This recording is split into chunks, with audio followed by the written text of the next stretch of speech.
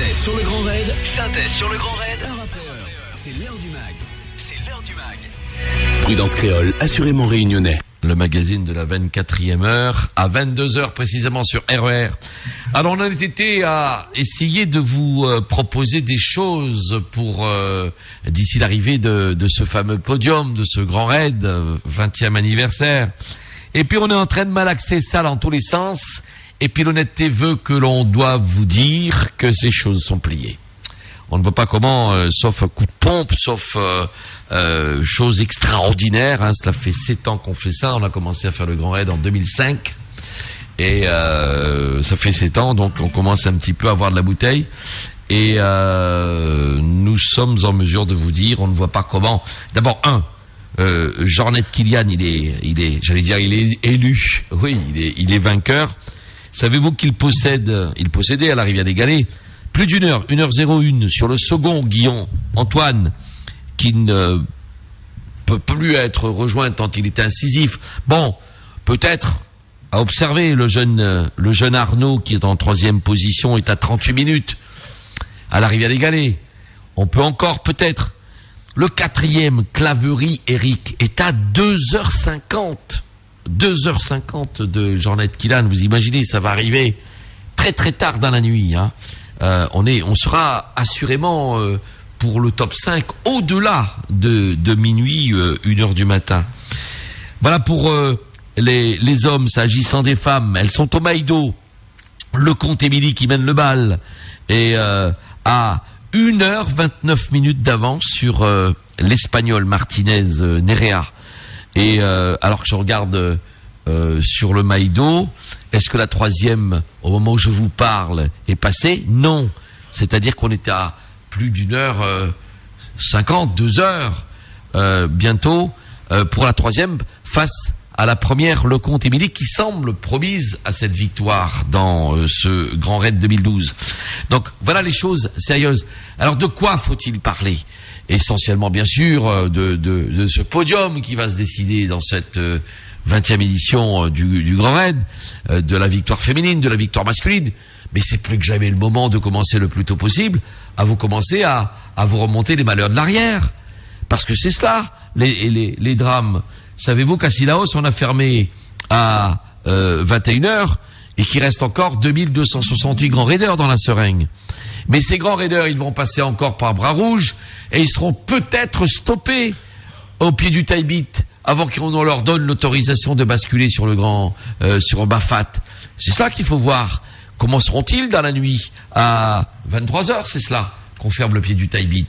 Donc ça, c'est intéressant. Et voir comment, quand ils vont basculer. Et puis, allons chercher les gens qui souffrent à l'arrière.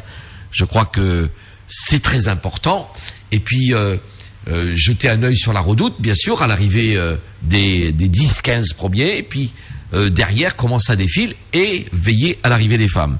En tout cas, de suspense, de gros suspense, avec surtout les 2 gros coups de bambou que se sont pris, entre autres, l'autre Espagnol, à savoir Iker Carrera, qui a quitté la course au sortir de son souci, qui n'est pas arrivé à la Rivière des Galets et qui a pris la tangente. Ça a été le coup de bambou également de cette course.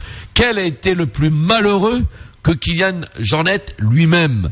Il a été, au micro de Laurent, extrêmement surpris et désagréablement surpris de savoir que son ami avait quitté la course de même. L'Américain Joe Grant, qui à Roche-Plate, alors qu'il était top 10, il est dans 8e, 9e, il arrête.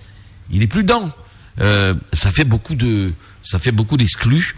Alors c'est vrai que nos Réunionnais remontent. Attention, Miko Klein, il faut le surveiller. Hein, il est dans les 7 premiers. Thierry Techer va être dans les 8e. Donc ça se resserre un peu dans ce top 10, mais ça ira pas chercher ailleurs.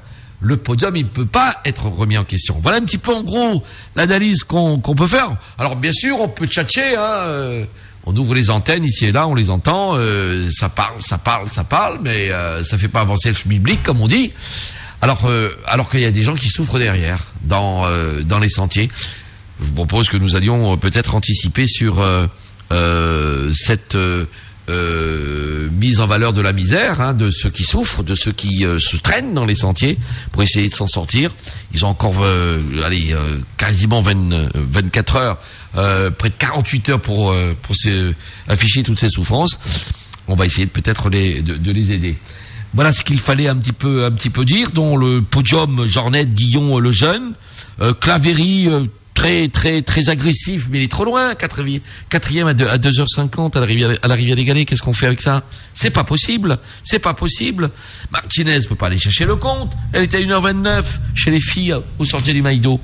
Voilà ce que nous voulions savoir. Par contre, nous établirons le contact dans la nuit, bien sûr, avec ceux qui se battent derrière, qui sont des héros d'ores et déjà. Ils se battent pour la 100e place, pour la 200e place, pour la 1000e place. Ceux-là sont des gens qu'il faut mettre sur les Sunlight dès ce soir. Voilà un petit peu pour l'anticipation. On n'avait pas prévu que les choses allaient être aussi élastiques que cela dans l'arrivée du Grand Raid. Ah, on vous le dit pas ailleurs, ça. Hein. Peut-être on vous fait mousser des choses qui n'ont pas à être moussées parce qu'il n'y a pas de mousse. Voilà, il n'y a pas de mousse. 22h06. RER. Et puisqu'on est dans le sport, savez-vous que la Jeanne et le Tampon, en match avancé, comptant pour une des dernières journées de championnat de première division, sont à égalité 0-0 à la mi-temps. Merci à Billy de nous avoir remonté ce résultat 0-0 à la mi-temps, Jeanne d'Arc Tampon. Merci à vous. Bien, on suivra également cette rencontre. Et qu'est-ce qu'on dit pour conclure ce mag? 22h07. RER. La météo, bien évidemment, avec monsieur le chef prévisionniste Jacques Cormier, qui nous rappelle son point météo qui vaut de 18h ce soir à 24h, c'est-à-dire 0h. Et ça, c'est important pour ceux qui crapaillent encore ce soir dans les sentiers. Donc le ciel est nuageux sur tout le parcours, mais ce sont des nuages élevés. Les températures sont froides au Piton Maïdo, 4 à 8 degrés. Fraîche au col du Taibit, 6 à 8 degrés. Et à Sillaos, la température sera de l'ordre de 15 à 17 degrés.